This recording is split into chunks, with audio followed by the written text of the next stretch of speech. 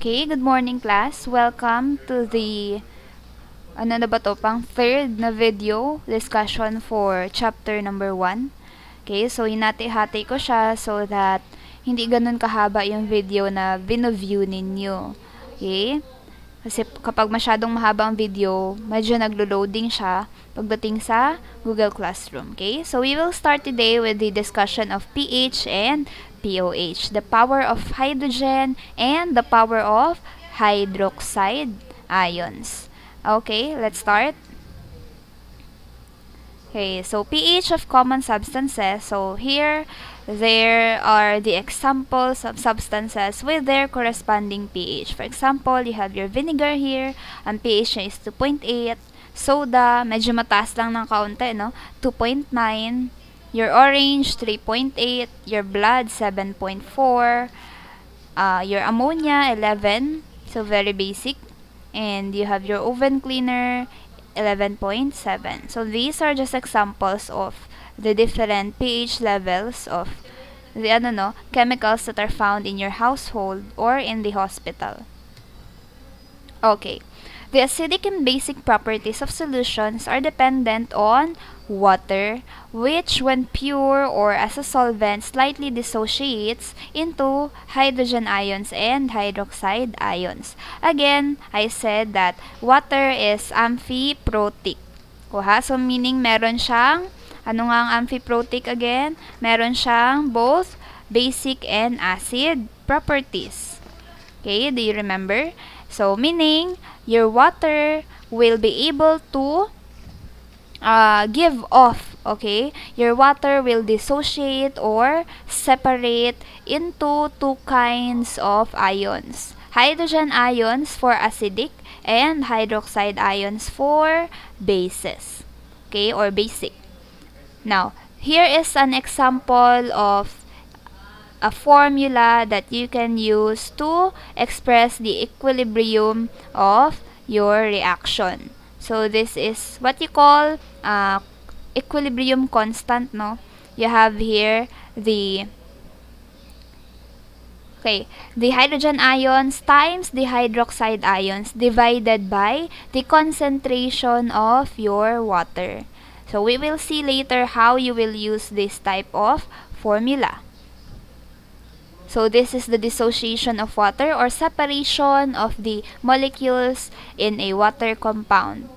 Okay, so hiwalay mo siya. So the reaction will be reversible. Okay, because you can use the compound water to produce two types of ions, and you can combine the hydrogen ion and the hydroxide ion to produce again water. Okay. So, ayan.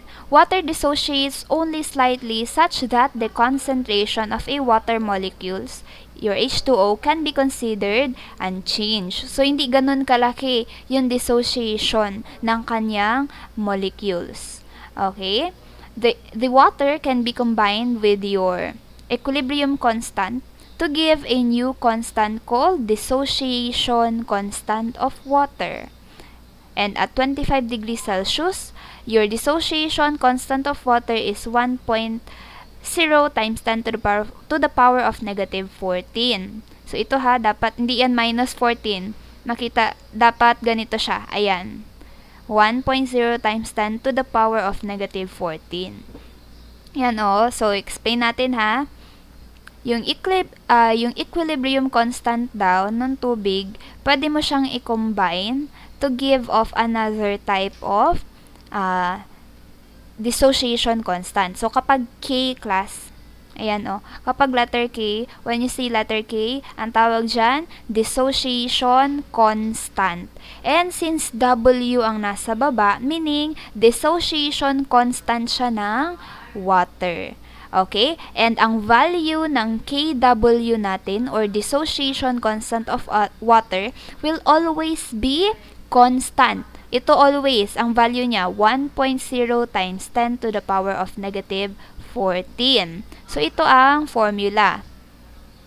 I-times mo yung equilibrium constant sa water. Ang magiging product niya is dissociation constant of water. And the formula for Kw is hydrogen ions times the concentration of hydroxide ions. Okay? Kapag nakalagay siya sa brackets class, meaning concentration of hydrogen ions times concentration of hydroxide ions. And always, ang value niya is constant. 1.0 times 10 to the power of negative 14. Okay? Now, since equal amounts of hydrogen ions and hydroxide ions form when water dissociates, always daw na kapag naghiwalay yung they call this molecules within your water, kapag nag-turn into hydroxide ion and hydrogen ion siya, always equal ang concentration na mapuproduce. Pareho ang amount or concentration ng hydrogen ions and hydroxide ions na mapuproduce when your water molecule dissociates.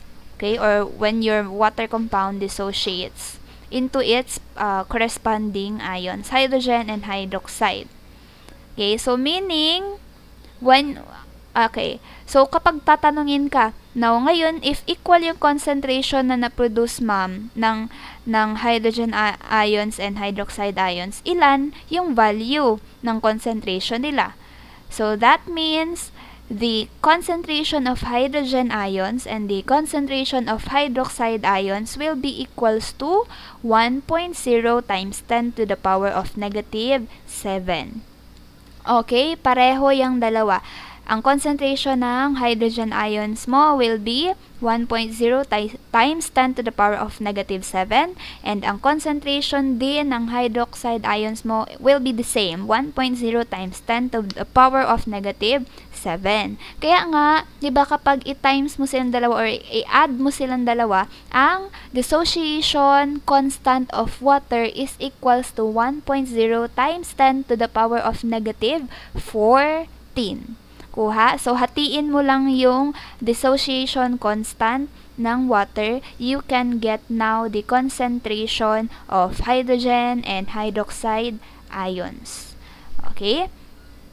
Any aqueous solution in which the concentration of hydrogen ions equals the hydroxide ion is what you call a neutral solution. Okay? Kapag pareho, always, ang concentration ng hydrogen mo and ng hydroxide mo, meaning the aqueous solution is neutral solution. Okay? Now, paano kapag nagbago? Paano kapag ang isa dito sa mga ions na ito is naging mas marami? So, magbabago rin ang solution mo. So, magiging, for example, as the concentration of one of the ions increased, the concentration of the other must decrease to maintain your 1.0 times 10 to the power of negative 14 product. So, dapat, kapag when you added the concentrations of your hydrogen and hydroxide solution, dapat ang always maging value niya is ito, 1.0 times 10 to the power of negative 14. So, para ma-achieve mo yan, kapag isa sa kanila ang nag-increase, mababawasan yung isang concentration naman. For example, an aqueous solution with greater hydrogen ions than 1.0 times 10 to the power of negative 7 is acidic. Okay? Bakit naging acidic siya?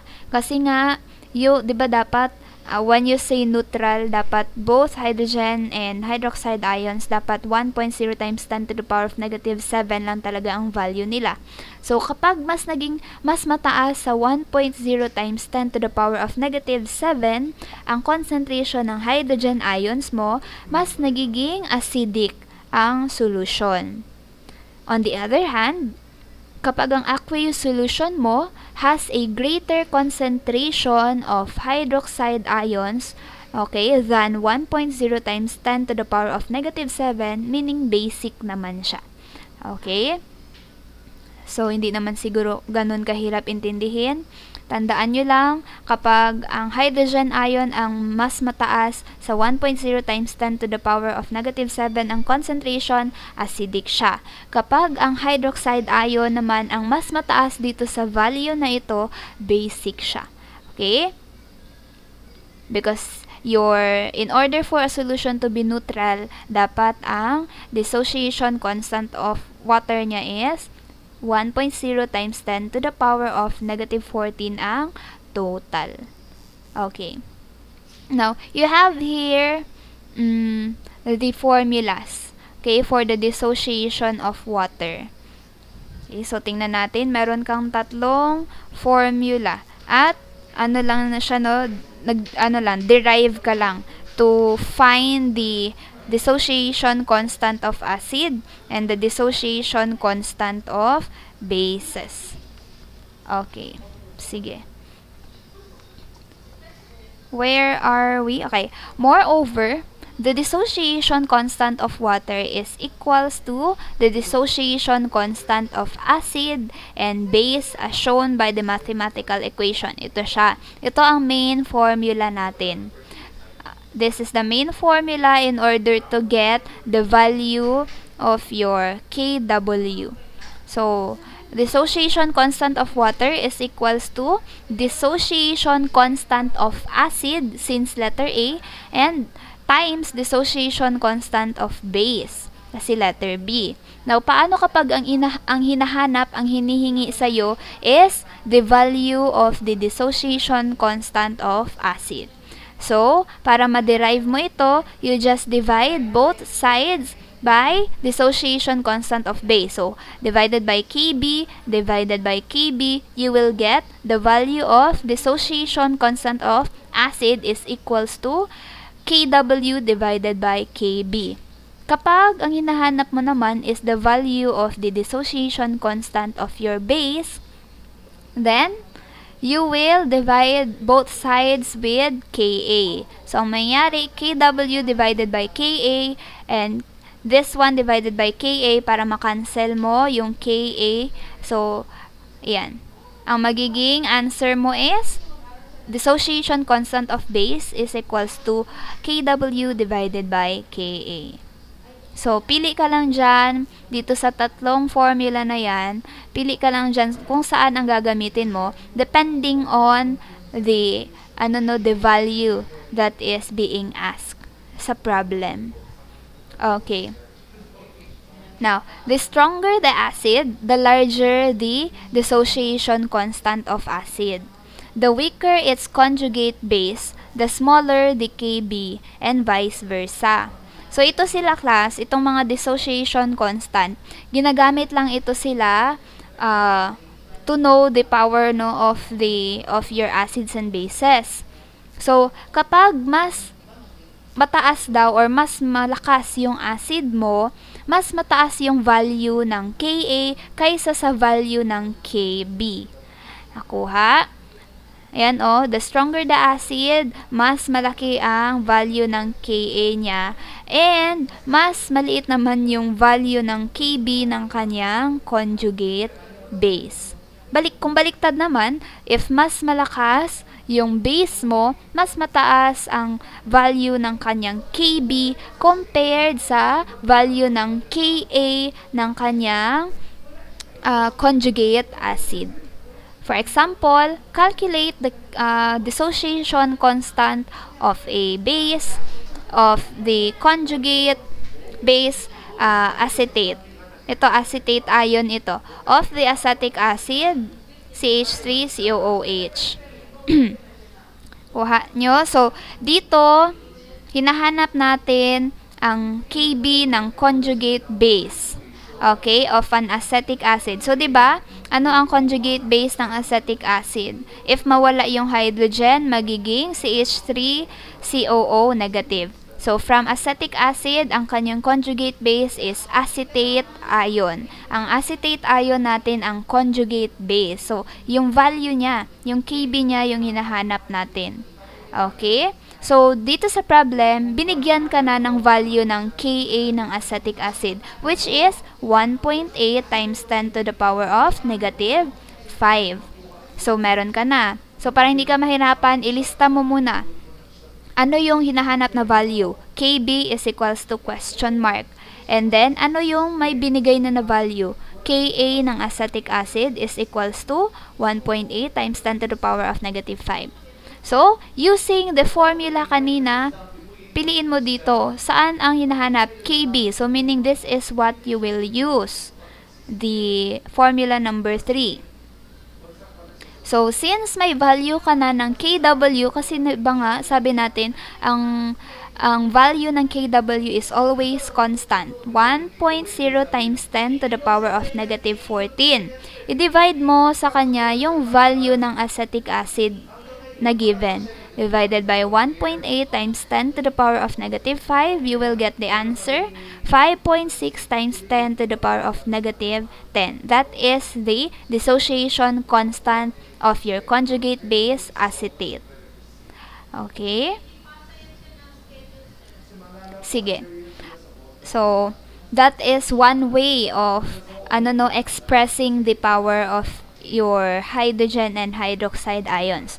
Another one we have here, yung pinakasikat sa lahat is the invention of Soren Peder Lauritz Sorensen. In 1909, he proposed another method of describing the acidity or basicity of a solution. He used the term pH instead of hydrogen ion concentration. So, kung kanina napakahaba pa ng binabasa natin hydrogen ion concentrations, si Sorensen, ang ginamit niya lang is pH to describe the power of hydrogen in a solution. So, kapag pH, power of hydrogen. Okay?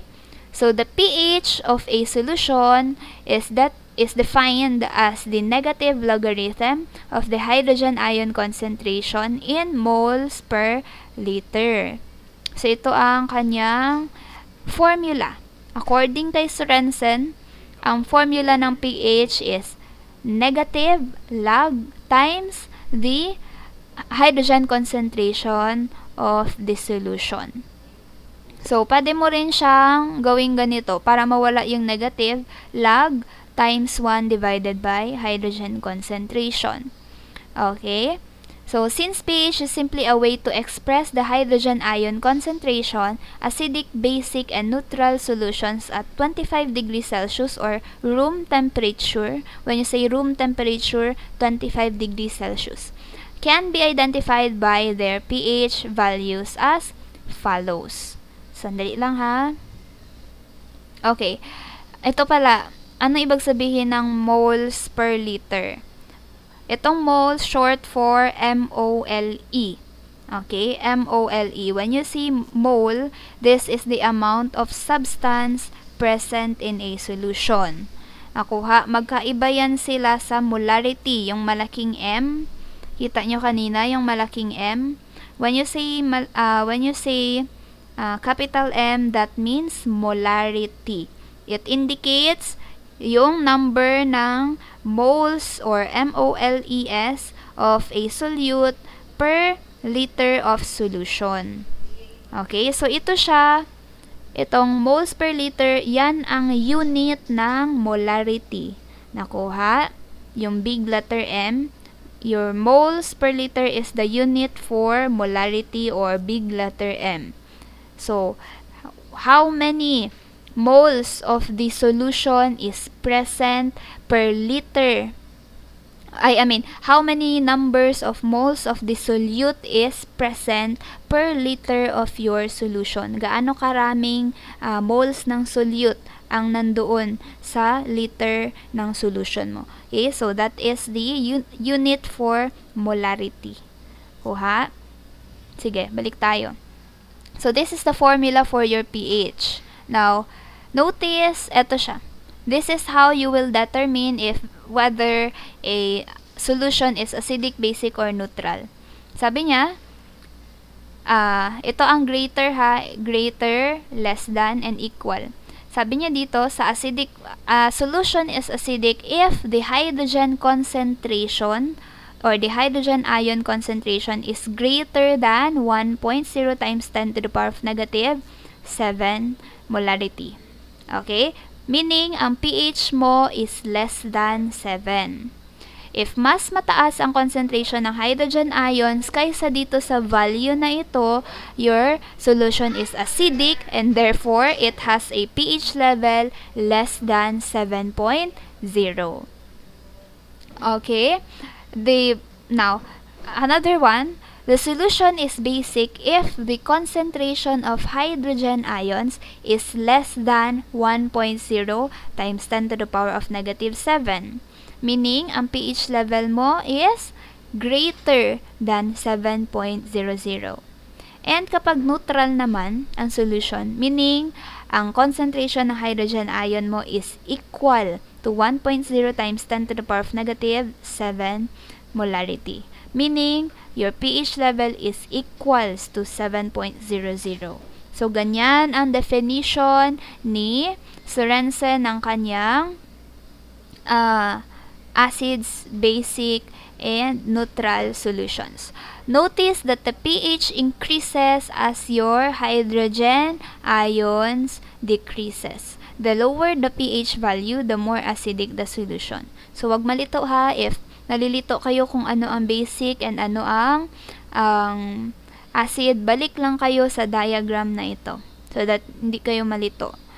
Okay? Kasi meron sa inyo doon sa activity natin, sabi niya 6.3 pero ang nilagay niya is alkaline or basic. So, baka hindi pa alam ang concepts ng pH level. So, balikan ninyo itong table na ito. Okay. A pOH scale is analogous to pH scale. If meron tayong if meron tayong power of hydrogen scale, meron din tayong pOH scale or power of hydroxide ions. It is defined as the negative logarithm of the hydroxide ion concentration. So, pareho lang. This formula is used naman for basic solutions. If yung formula kanina, ginagamit yun para sa acidic solutions, para makuha mo ang pH ng acidic solution. Ito naman siya ay ginagamit para makuha mo ang pOH or power of hydrogen ng basic solutions. Okay? So, sabi niya, negative log times the concentration of hydroxide ions. Now, in the laboratory, the pH of a solution is measured with a pH meter or pH paper. So, ito ang pH meter natin. So, ito yun. I-open mo yung lid na yan. And then, you will submerge this apparatus on the solution. And then, after a few seconds, kapag naging stable na, you will see yung numbers dito. Hintayin mo muna na maging stable, no? Kasi mag-change siya. If naging stable na siya, then you will get immediately the pH level. Okay? Ito naman ang isang pH paper. Ang color niya talaga is orange. So, if you submerge this on a solution, it will change color depending on the acidity or basicity of the solution. If nag-turn dark red siya, meaning siya ay acidic. If nag-turn dark blue or violet, blue-violet, then that means, ano siya, basic or alkaline. Okay? So, ito yung sa laboratory ninyo. Next. So, ito rin, iba rin ang litmus paper natin.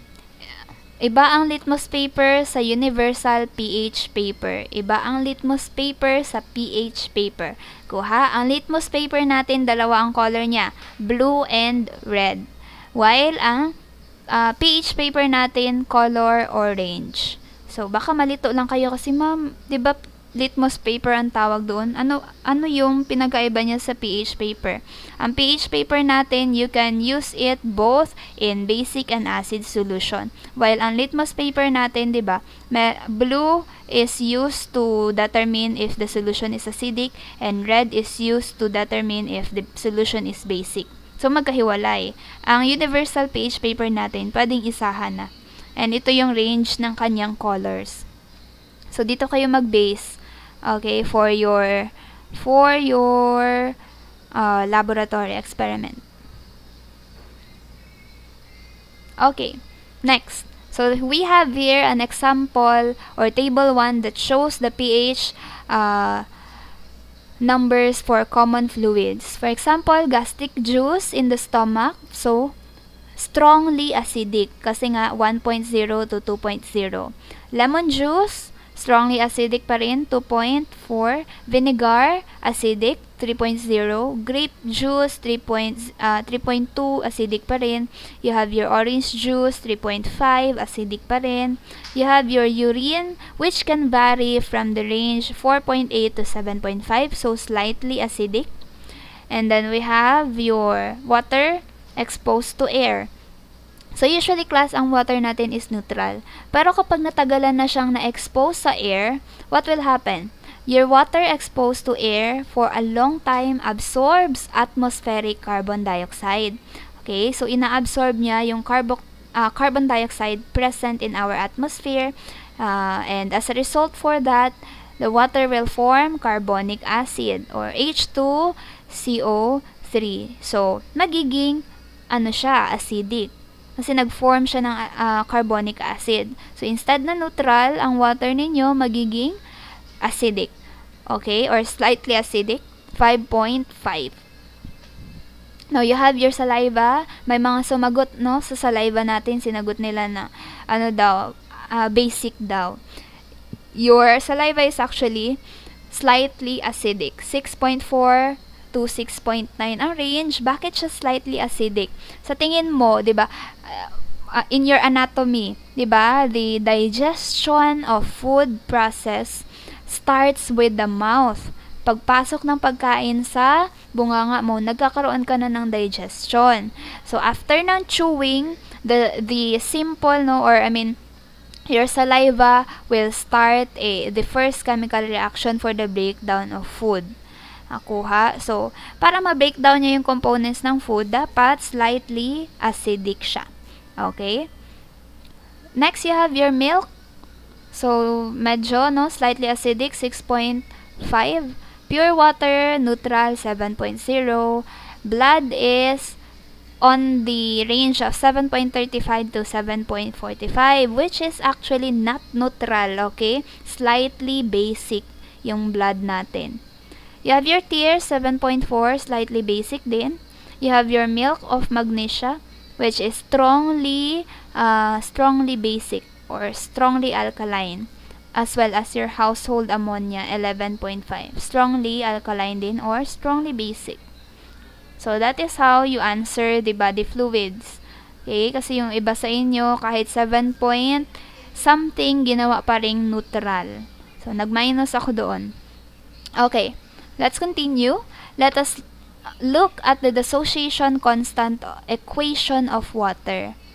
So, sabi niya, the concentration of hydrogen ions times the concentration of hydroxide ions will be equal to dissociation constant of water with the value 1.0 times 10 to the power of negative 14.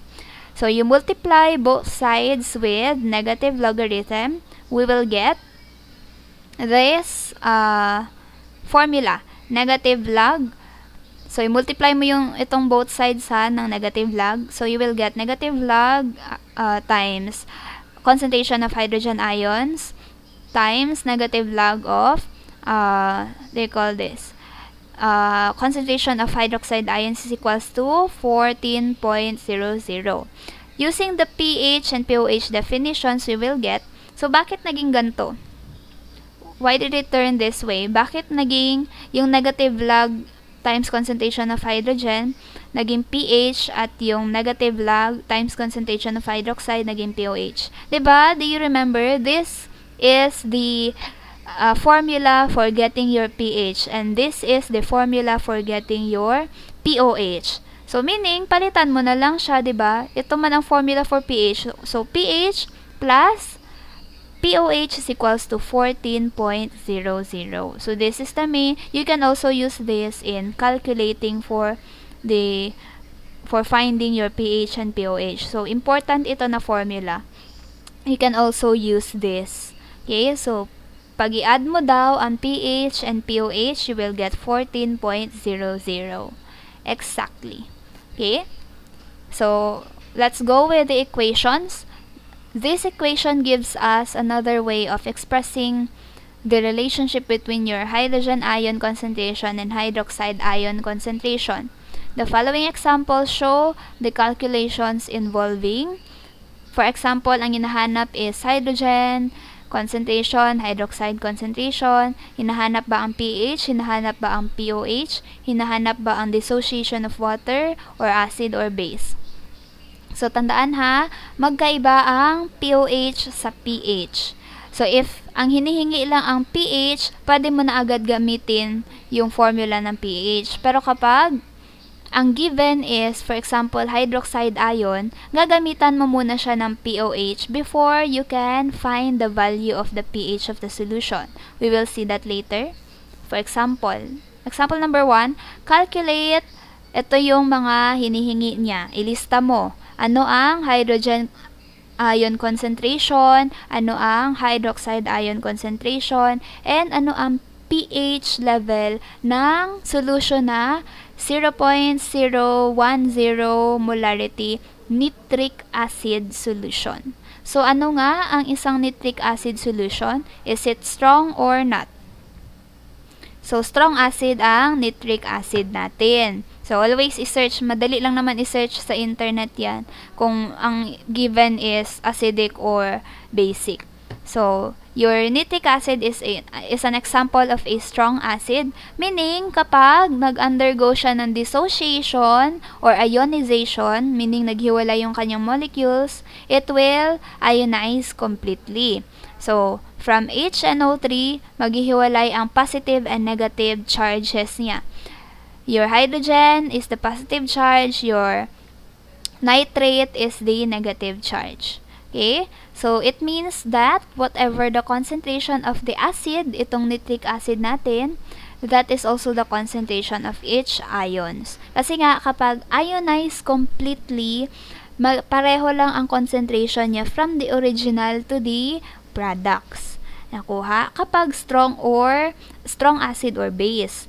So, if strong acid or strong base, it will ionize completely. So, ang concentration ng nasa reactant side will be the same with the concentration on the product side.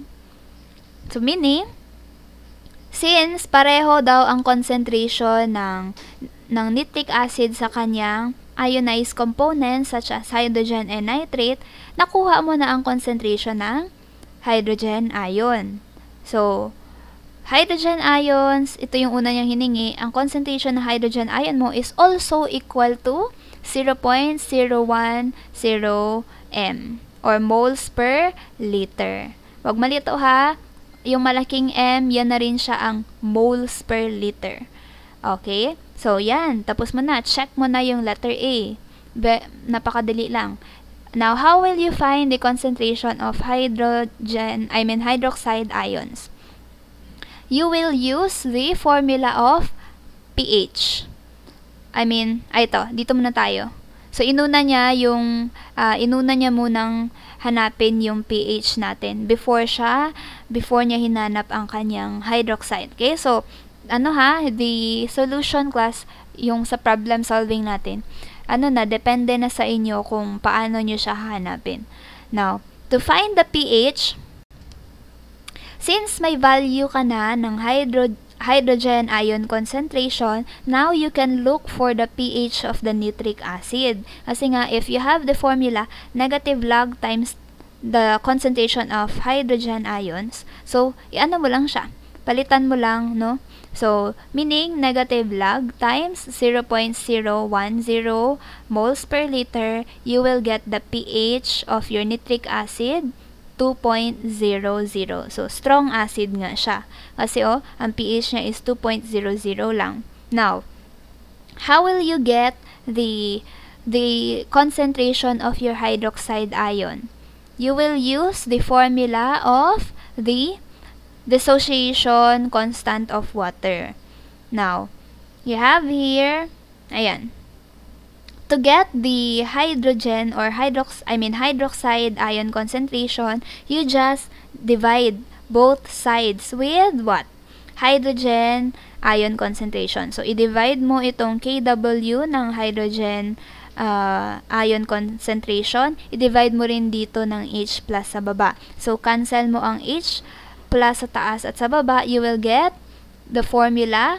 Hydroxide ion concentration is equals to Kw divided by the concentration of your hydrogen ions.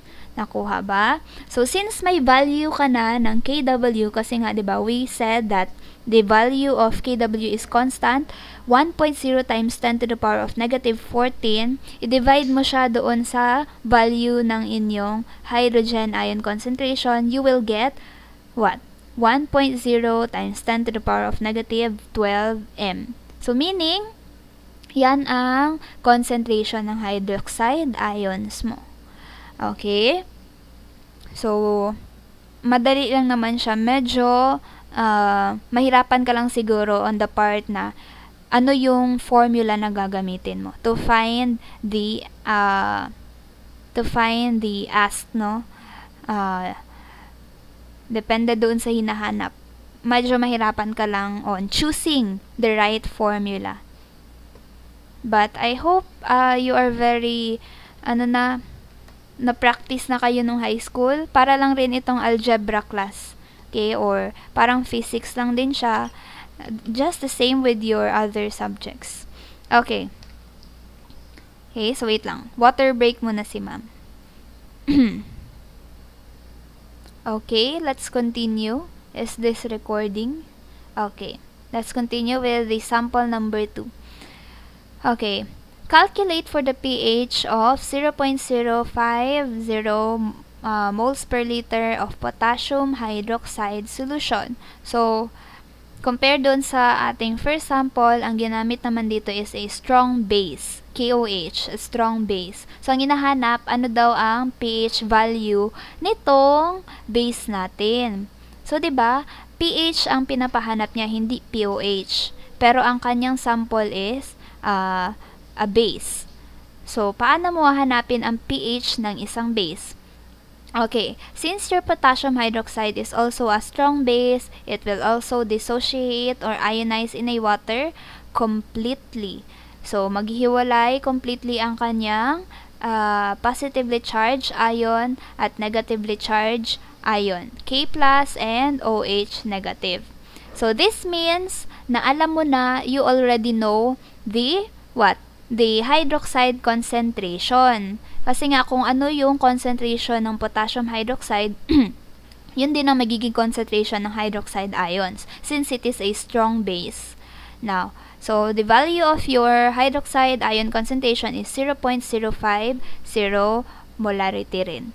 Now, to find the hydrogen concentration, gagamitin mo na naman ulit yung formula ng Kw. Okay? So, in order to find the formula of the Kw, in order to find the value of your hydrogen ion concentration, you will divide both sides in what? In hydroxide concentration. So, i-divide mo ang Kw ng OH, i-divide mo rin itong right side ng OH para makancel mo yung OH concentration. And you will be left with the formula hydrogen concentration is equals to Kw divided by hydroxide ion concentration. Now, you already know the value for Kw. So, i-divide mo 1.0 times 10 to the power of negative 14 divided by yung value ng OH mo, 0.050 molarity or moles per liter. You will get the answer 2.0 times 10 to the power of negative 13 molarity or moles per liter. So, meron ka ng value ngayon ng hydrogen ions. Okay. Now, since may value ka na ng hydrogen ion concentration, now you can use the formula for the pH. So, negative log times concentration of hydrogen ions. So, i-substitute mo lang ang value niya na nakuha mo kanina. And then, you will get the pH 12.70. So, tama siya. Ang pH is higher than 7 and it is strongly basic kasi nga 12.70. Napakataas ng pH level niya. Okay? So, that's one way that you can check if tama yung pH value na nakuha mo. Tingnan mo if mamaya ang binigay acid, pero ang nakuha mo na pH is more than 7. So, meaning mali yung pag-calculate mo. Okay, let's go to the third example. What is the pH of a 2.9 times 10 to the power of -4 molarity sodium hydroxide solution? So again, this is a very strong base, so it will ionize completely. Okay, so ang hinihingi niya is pH nitong strong base mo. So meaning ang value din ng they call this OH concentration is 2.9 times 10 to the power of -4 moles per liter. Kasi nga, strong base yan at nag-ionize completely. So, the same lang. Now, this is another example of how you will compute for the pH. Dito, ibang type ng formula naman ang ginamit niya. Diba? So, pwedeng magkaiba ang ginamit ninyo na formula pero you will arrive at the same answer. For example, so, since may value ka na ng hydroxide ions, gamitin mo lang yung formula ng POH, which is negative log times the concentration of hydroxide ions. So, ang naging answer niya, ang POH daw is 3.54. So, since may formula tayo kanina, diba, pH plus POH is equals to 14, pwede mo lang isubstitute yung value ng POH. You will get pH plus 3.54 equals to 14. Now, i-transpose mo siya sa kabila para ang matira na lang dito is pH. So, kapag tinranspose mo yung 3.54 sa kabila, nagiging negative siya. So, meaning, the value of your pH is equals to 14 minus 3.54. You will get the answer, 10.46. Okay? So, 10.46, correct ba? Strongly basic ba siya? Tama, kasi 10.46 and your NaOH is a strong base. So, correct. Fourth example we have here, calculate the hydrogen ion concentration of the pH and the pH. So, dalawang hinahanap, hydrogen ion concentration and pH of an acetic acid solution with a concentration of 0.20 moles per liter. So, binigay niya na, given na rin ang dissociation constant ng acid mo, ng acetic acid, which is 1.8 times 10 to the power of -5. Now, dito, medyo magkaiba, no? Kasi ang acetic acid natin is a weak acid. Meaning, hindi siya, it does not dissociate completely. So, meaning, coming from acetic acid, kapag nag-dissociate siya sa water, now, hindi mo alam kung ano ang concentration ng hydrogen ions mo and ng acetate ions. Hindi mo alam kung ano ang concentration nito. Unlike kanina sa strong acids and bases natin, na kung ano ang concentration nitong parent, yun din ang concentration ng kanyang offspring. No. So, dito hindi mo alam kasi weak acid siya. So, for that, before the dissociation, there are no hydrogen ions and hydroxide ions in the solution. Dissociation of water is neglected, and the concentration of acetic acid is 0.20 molarity or moles per liter. The dissociation concentration of the acid solution changes once dissociation occurs. Sabi niya, kapag nag-start na mag-dissociate yung acetic acid, nag-iiba na ang concentration niya. So, wala kang value nitong hydrogen ions and acetate ions. So, anong mangyayari? Magiging X silang dalawa. X ito, X rin ito. Since hindi mo alam ang kanyang concentration. So, ilagay mo, H or hydrogen ion concentration is equals to acetate ion concentration is equals to X. Since hindi mo sila alam. Now, For the acetic acid, since alam mo ang kanyang concentration, so 'di ba sabi niya concentration before dissociation is 0.20 m. So minus yung after ng dissociation, i-minus mo yung value ng ating products minus x is equals to 0.20 m. So, ito yung value ng inyong acetic acid, 0.20 molarity. Now, the approximation that the concentration of acetic acid is essentially the same is valid since the acid is only very slightly ionized in water and the error introduced is not more than 5%. So, how will you get the concentration of your hydrogen ions? So, ito, gagamitin mo yung formula natin kanina na matandaan pa ninyo. Kw is equals to hydrogen concentration times the A negative concentration over HA concentration. So, meaning, eto, Ka or dissociation constant, tandaan, ang mga dissociation constant ng acids and bases natin, they are used to know they are used to solve for the pH level of weak acids and bases. Gagamit ka lang nitong formula ng dissociation constants when you are looking for the value of weak acids and bases. So, ang tawag mo dito sa formula na ito yung formula ni, Hasselbalch. Okay? So, for example, dito. So, sabi natin, nandito ba? Binigay ko ba yung kanina? Napakita ba yun?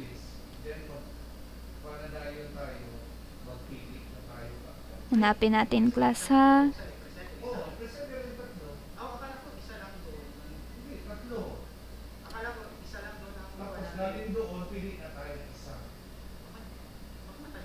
Eto, ayan. So, eto. Yan yung fina-follow natin. So, always,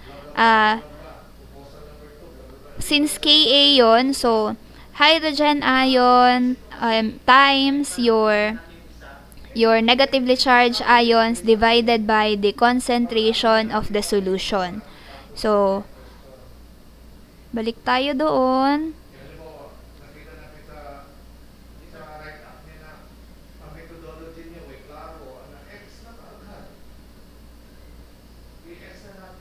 So, ito yan siya. Pareho lang sila, 'di ba? So, dito, unahin mo sa taas, i-times mo yung concentration ng products. Etong dalawa. I-times mo ang concentration ng product side. Concentration of hydrogen times concentration of acetate divided by the concentration of the acetic acid solution. Nakuha? So, product side, i-times mo ang product side divided by the concentration of the reagent side. Yung left side natin. Kuha? So, di ba ang value ng ang value ng hydrogen ion concentration and acetate ion concentration is, di ba, X kasi nga hindi natin alam. So, X times X will be equals to X squared. Okay? Ano ang value ng Ka natin? Di ba binigay niya kanina? 1.8 times 10 to the power of negative 5. So, substitute mo lang. And then, yung sa baba, ano ang concentration ng acetic acid? So, binigay na rin. 0.20 molarity or moles per liter. So, para makuha mo ang value ng X natin, X squared, so, i-times mo. Transpose. So, 1.8 times 10 to the power of negative 5 times 0.20 moles per liter. Okay? So, yan. Tapos, since X squared, naalala ninyo sa algebra, so, kapag may X squared, ilipat mo sa kabila ang squared, magiging square root siya. So, you are now left with X is equals to square root of 1.8 times 10 to the power of negative 5 times 0.20 moles per liter. The answer is finally, ang value nitong hydrogen ions and acetate ions mo is 1.9 times 10 to the power of negative 3 moles per liter. So, meron ka ng value ng hydrogen ions. Kasi pareho man yan silang dalawa. Your hydrogen ion and acetate ion, ito ang value nilang dalawa. Okay? So, i-substitute mo na siya ngayon sa formula ng pH so that you can get the pH of the acetic acid. So, negative log, substitute mo ang times 1.9 times 10 to the power of negative 3. The answer is 2.72. So, ang value ng acetic, ang pH level ng acetic acid is 2.72. Oha? So, I hope naintindihan. Ito na ba ang last? Okay. Next sample, calculate the concentration of the hydrogen concentration and the pH of a, ito, salt ang ginamit niya dito. 0.5 moles per liter of sodium cyanide solution. So, binigay niya na ang Ka nitong solution or dissociation constant ng acid natin, which is 7.2 times 10 to the power of negative 10. So, ito, salt ito siya, class. Composed of sodium and cyanide. Ang cyanide natin, siya yung conjugate base ng acid na cyanide or hydrogen cyanide, HCN. Maalala pa ba? Ang HCN natin, that is a weak acid. Okay? Hydrogen cyanide, weak acid siya. So, ang salt na mapo-form mo is sodium cyanide, coming from a metal combining with the conjugate base of your hydrogen cyanide. Ano ang conjugate base ng hydrogen cyanide? Yung cyanide mismo, Cn negative. So, salt ito siya. So, your salt dissociates completely in water, forming yung products niya, sodium ion, positively charged, and cyanide ion, which is negatively charged. Okay. The sodium does not react with water. Okay. But your cyanide ion does, according to this equation. So, NaCN is a basic salt. Bakit siya basic salt? Sa tingin ninyo? Paano nga natin malaman if ang salt is basic or acid or neutral? By looking at their parent chemical. So, NaCN.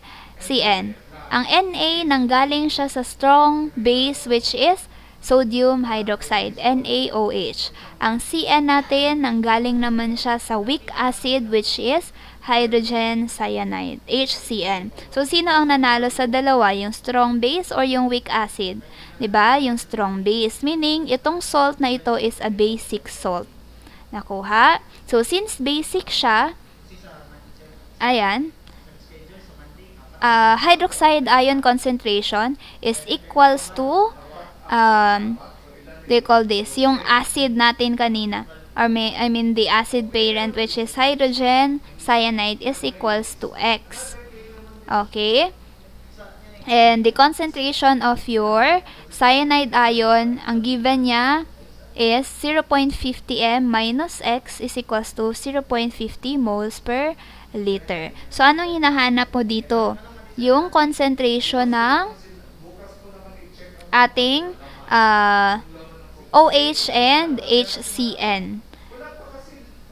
Kasi, so hindi nasali ata dito, no? Oo, hindi nasali. Kaya pala, sandali lang, class, ha? Hindi nasali yung another equation. So, diba kasi, NaCN, kapag nag-dissociate siya sa water, ang product niya is Na and or sodium ion and cyanide ion. So, sabi niya dito, yung sodium hindi na mag-react sa water, pero yung cyanide will still react with water. So, meaning, meron ka pang another chemical equation doon sa Cn mo. So, when Cn, i-add mo siya sa water, ang magiging product niya is mag-form siya ng weak acid, hydrogen hydrogen cyanide and OH or hydroxide. Paano ko ba ito ipakita sa inyo? Sandali lang klasa, i-edit ko muna ang PowerPoint. Edit muna natin para makita ninyo. Okay, is this recording? Okay, yan. So, yan. Sinulat ko na lang class. Okay, so sabi niya dito, your sodium hindi mag-react with water but your cyanide ion will react with water. So, coming from this, NaCN is equals to Na plus Cn.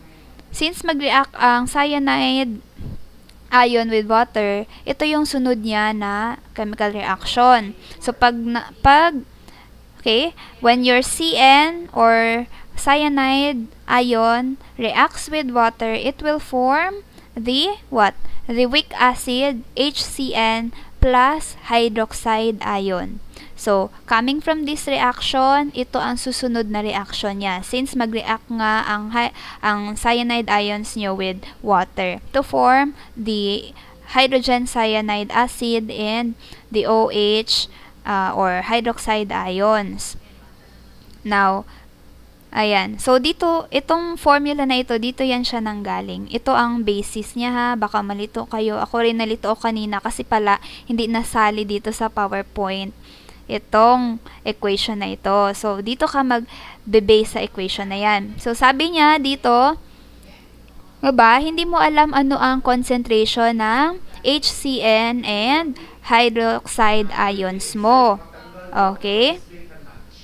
So, ayan. Hindi mo alam ang concentration nitong dalawa. Ang alam mo lang na concentration is yung NaCN mo, which is 0.50 moles per liter.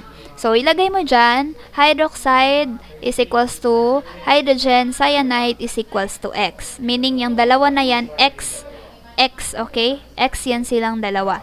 And then, ano lang ang may value ka? Yung, eto, cyanide. Okay? Kung ano yung value ng NaCN mo, yun din ang value ng iyong cyanide ion. Okay? Kasi nga, very slightly ionized lang yung ating salt. Okay? When it comes in contact with water. So, yun pa rin yung concentration ng cyanide ion mo. So, Cn negative is equals to 0.50 m. Okay? So, since basic ito siya class, basic salt siya, ang gagamitin mo na formula is Kb, hindi Ka. Kasi, basic salt siya. So, Kb, dissociation constant of bases. Okay? So, ang formula natin, Kb is equals to concentration of hydrogen ions times concentration of your hydrogen cyanide divided by the concentration of your cyanide ion. Okay? So, substitute mo siya. Now, diba, ang given niya kanina na value is not Kb, but Ka. So, you will still look for the value of Kb. How? Through using the formula, Kb is equals to Kw divided by Ka. So, ano ang value ng Kw? 1.0 times 10 to the power of negative 14. I-divide mo yung binigay niya na value, 7.2 times 10 to the power of negative 10. You will get the value of Kb is 1.4 times 10 to the power of negative 5. So, isubstitute mo na itong Kb mo doon sa formula mo.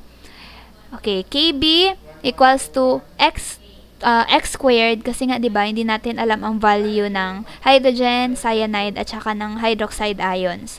So, X squared divided by yung value ng inyong cyanide ions which is 0.50 n. So, you will get the answer, i-times mo ang 1.4 times 10 to the power of negative 5 sa 0.50 m, and then lipat mo ang square root. So, you will get the value of X is equals to 2.6 times 10 to the power of negative 3 moles per liter. So, may value ka na ngayon ng ng hydroxide ion mo. Kuha. So, using the formula, Kw is equals to hydrogen times hydroxide ions is equals to 1.0 times 10 to the negative 14. So, i-substitute mo siya ngayon or i-derive mo. From this formula, i-derive mo so that you can get the concentration of hydrogen ions. Kasi ang meron ka pa lang, itong 2.6 times 10 to the power of negative 3 moles per liter, yan ang value ng OH mo. Diba? Value siya nitong OH and hydrogen cyanide. So, para makuha mo ang hydrogen ions, ayan, divide Kw with hydroxide ions. So, hydrogen ion is equals to dissociation constant of water divided by the concentration of hydroxide ions. So, anong value ng Kw? 1.0 times 10 to the power of negative 14. I-divide mo siya doon sa value na nakuha mo kanina, which is the concentration of hydroxide ions. You will get the answer. Okay, the concentration of hydrogen ions is 3.8 times 10 to the power of negative 12 moles per liter. So, since may value ka na ng hydrogen ions, you can now use the formula pH is equals to negative log times 3.8 times 10 to the power of negative 12. Your answer will be 11.42. So, nakuha mo ba yung dalawa niyang hinihingi? Ano ang hydrogen concentration? 3.8 times 10 to the power of negative 12 m. Ano ang pH value? Or ano ang pH level ng salt na sodium cyanide? Dali lang class. Nag-loading ang aking laptop. Dili kakita si ma'am. Okay, yan. The value is 11.42. So, tama ba? Sabi niya, kanina, basic salt daw yung sodium cyanide. So, meaning, ang pH level niya must be higher than 7 or 7.00. So, correct. Since ang pH na nakuha mo is 11.42. Tama nga na basic salt ang sodium cyanide. Okay? And then last, pinakahuling example natin. The pH of rainwater collected in a certain area in Cotabato City is 4.82. So, meaning acidic daw yung rainwater in Cotabato area. Sabi niya, calculate the hydrogen concentration of the rainwater. So, if ganito lang naman yung problem, you can use the formula for pH. pH is equals to negative log hydrogen plus or hydrogen ion concentration. So, dito baliktad. Ang given niya is yung pH mismo. So, ang hinahanap mo is yung concentration ng hydrogen. So, ang gagawin mo rito, class, you can just transpose nyo lang. So, ilipat nyo ang negative log sa kabila. Kasi, diba, negative log times hydrogen concentration. Since may pH ka na, ilipat mo lang, transpose the negative log to the other side. So, ang mangyayari, magiging negative ang 4.82.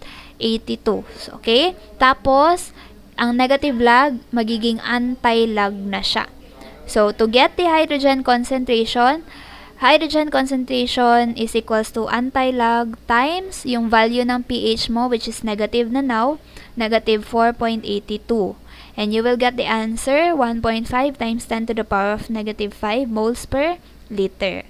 Paano mo makuha ang anti-log sa calculator? You just, i-click nyo lang yung shift na button, tapos log in the calculator for anti-log. I-try nyo nga.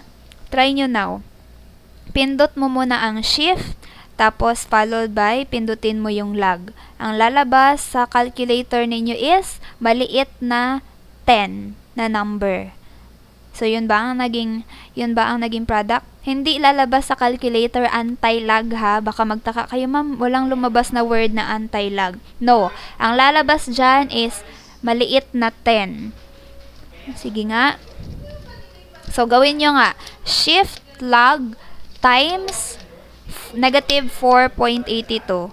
So, shift, tapos log, tapos times negative 4.82.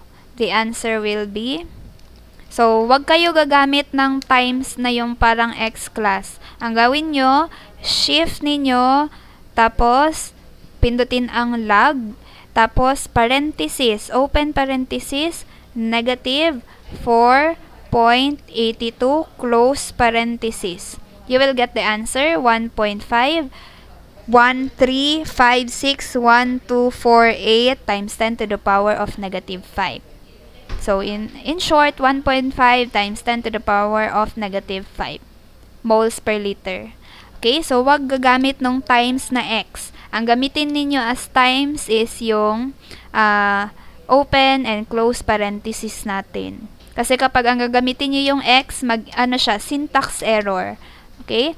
So, when we are answering the quizzes or, for example, problem solving sa exam, ang always ko hinihingi is either 1 decimal point or 2 decimal points. Depende na lang ha. So, kung may quiz tayo, magsasabi lang ako if ilang decimal points yung ilalagay ninyo sa lahat ng answer ninyo. Pero most likely, 2 decimal points or 1 decimal points lang ang hinihingi ko. Okay? Kasi baka mamaya isulat nyo lahat yung value na maabutan kayo ng siyam-siyam. So, I will just tell you if all your answers must be 1 decimal point. Okay, nagpapakita siya ng point something. 0.5, 1.5, 1.0, 1.2. So, if ang value, for example, is 1.586. So, if isang decimal point lang, ang magiging answer is 1.6 kasi nga nag-round off pa tayo.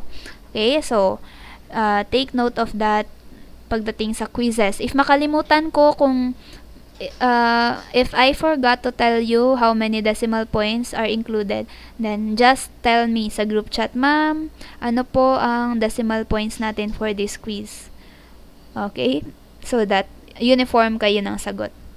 Okay, that's all for, siguro ang haba-haba na nito, no? Ang haba talaga ng ating chapter 1. So, ano muna? Putulin ko na lang muna dito and then we will have the chapter 5 for the buffers. So, I will upload that later this day. Okay? So, thank you for watching and I hope na nag-take note kayo, class. So, thank you and see you on the next video. Bye!